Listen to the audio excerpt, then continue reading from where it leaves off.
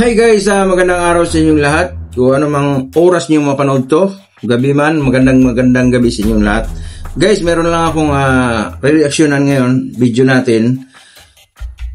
Kung naalala nyo itong video na to guys, ito yung video na masabi ko talagang napaka-creepy kasi yung lugar na yan ay napaka-critical. No? Located to dulong bahagi ng Agusan del Sur guys. At napuntahan ko to guys at mayroon talaga akong naririnig ng mga bulong-bulungan. At mayroon pa akong narinig na talagang basta kakaiba guys yung ano ko ron.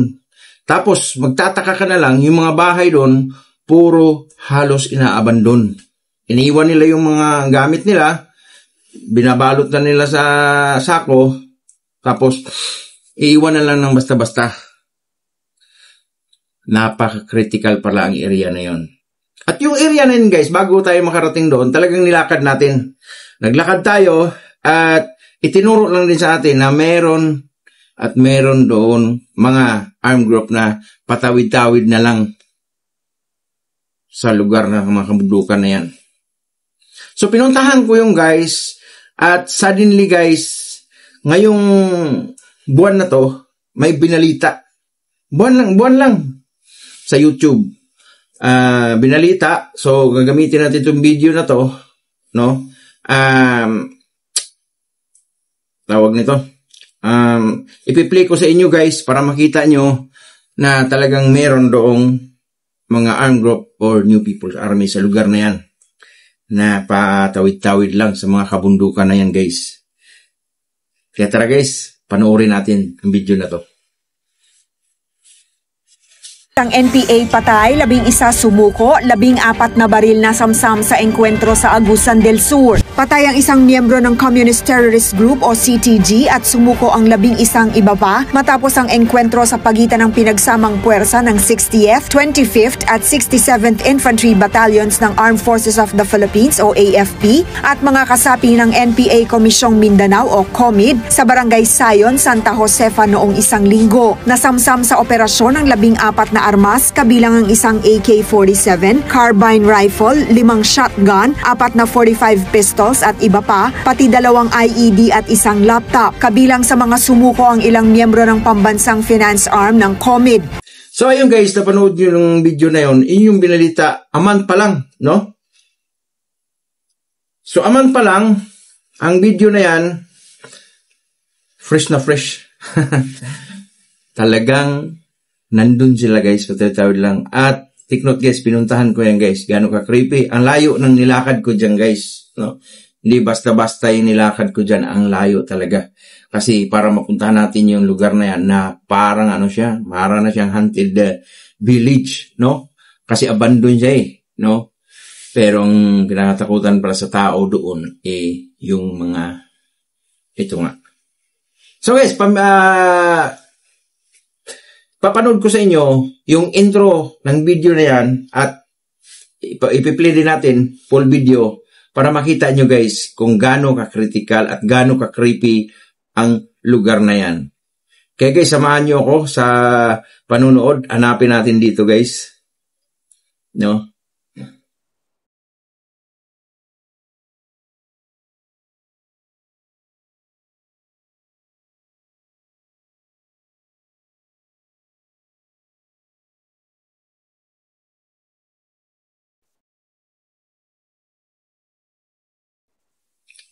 So ito na guys. Ito na guys. Yang lugar na yan.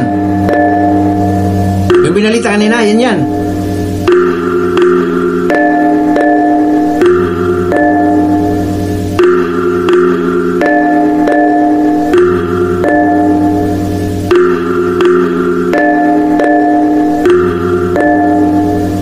Exploration ko guys, hindi basta-basta.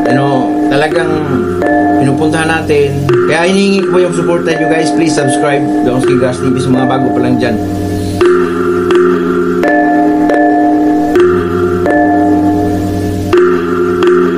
At minsan nandiyaw dyan, makakarinig yung mga malalayong residente na may mga nagpuputok-putokan dyan.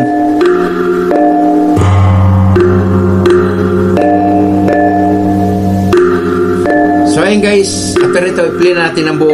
Full screen na natin ha. Thank you and enjoy watching guys. Ito na.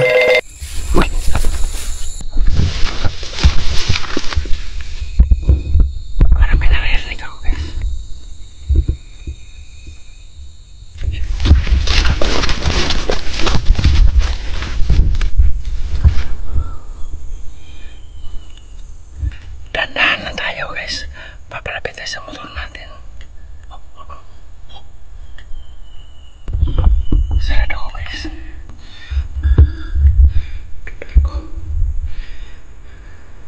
Baka nakita lang tayo ba?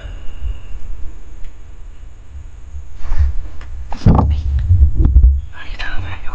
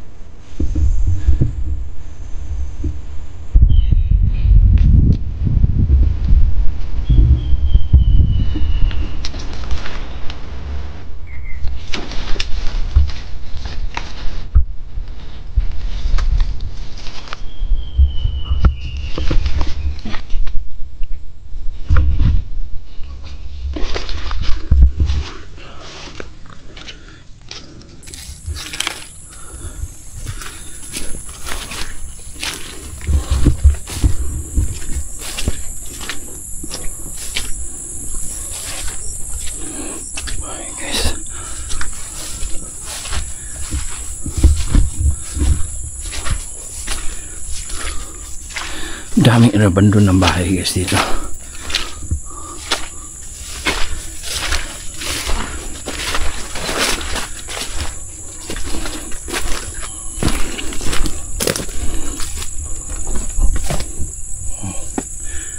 Basta nang iniwan.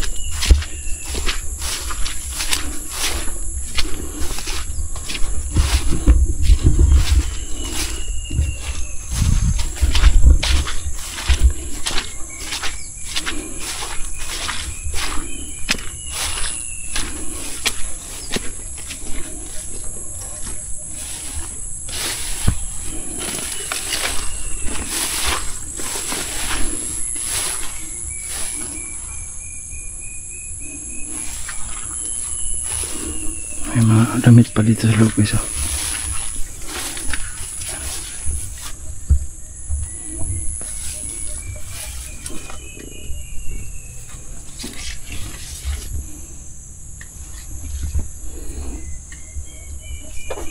May mga baso pa guys.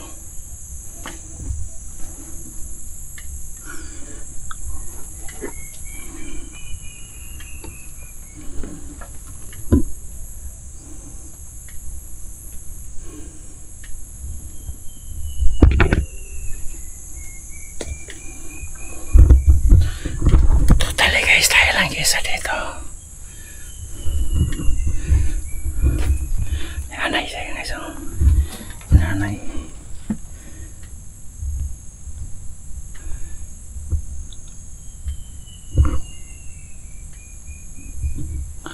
Daming damit to. Sako-sako ang damit. May battery pa. Ito, kapadlang. Daming gamit sa loob guys.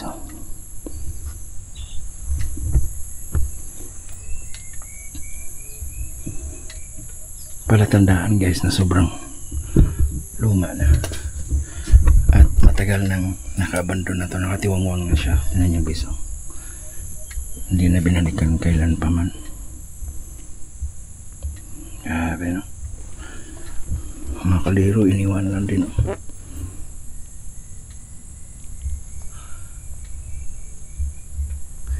So labas tayo guys. Labas tayo.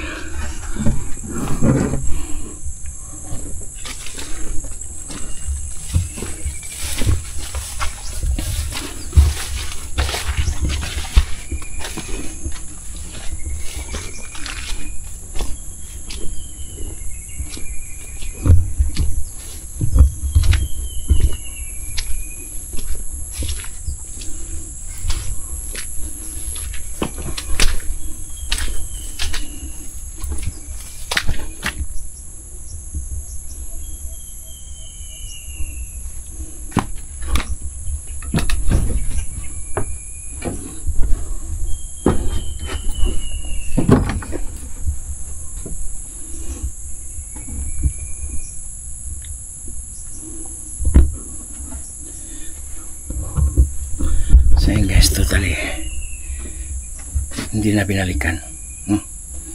Parang feelings ko yung mga nakatira dito takot na takot. Kaya lang hindi natin mapasok, sarado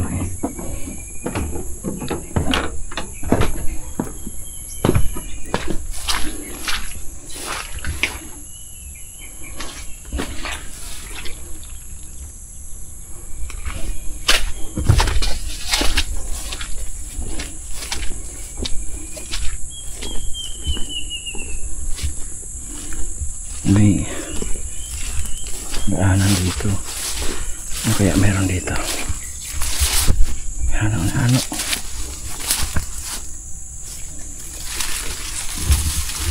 Parang may dumaan dito. Ayun guys, parang may dumaan dito. Papunta ron.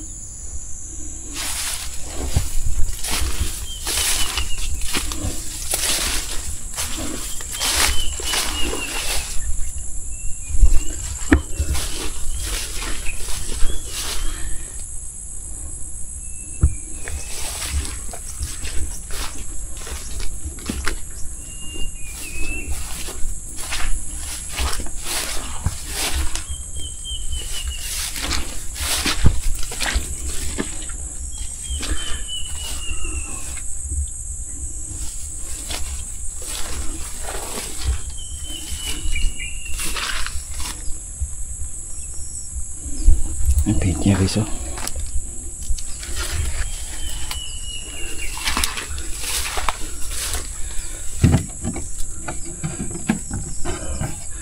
Sarado din.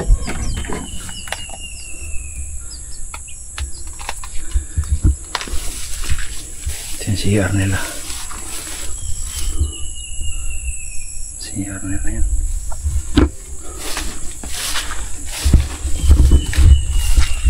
Sobrang nakakatakot dito pag gabi guys, kasi nasa kabundukan talaga to at talagang ninumanslan tong lugar na to dahil sa mga ganang senaryo.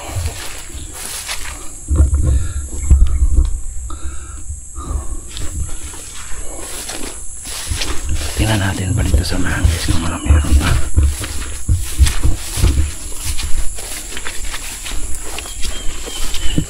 Ito guys, palatandaan na wala nang matagal na walang nadaan dito. Kanya guys,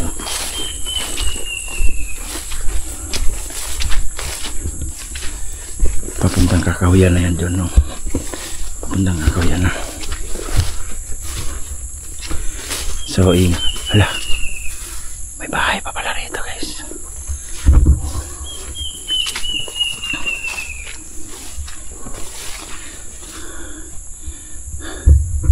Dito guys, totally ingat tayo.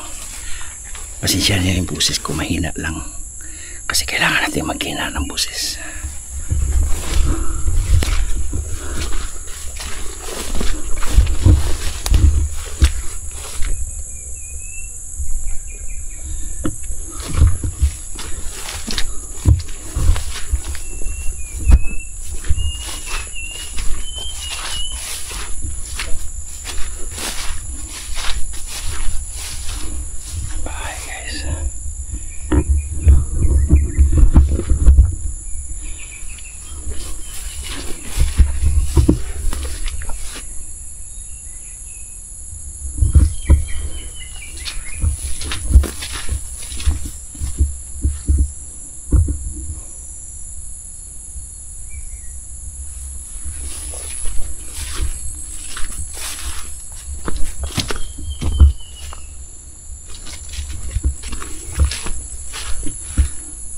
Parang kakawayan din yan doon, no?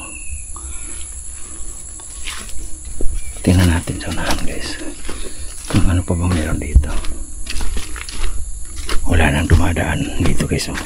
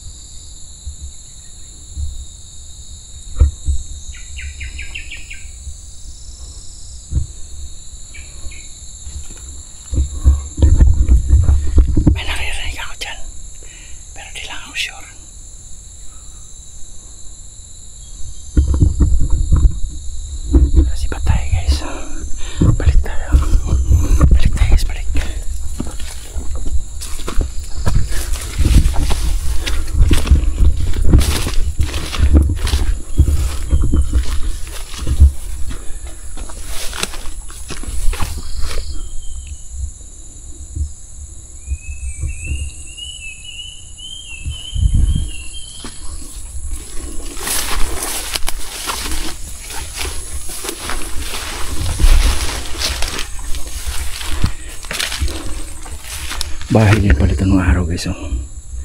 May mga kain mga palitan daan. Bahay.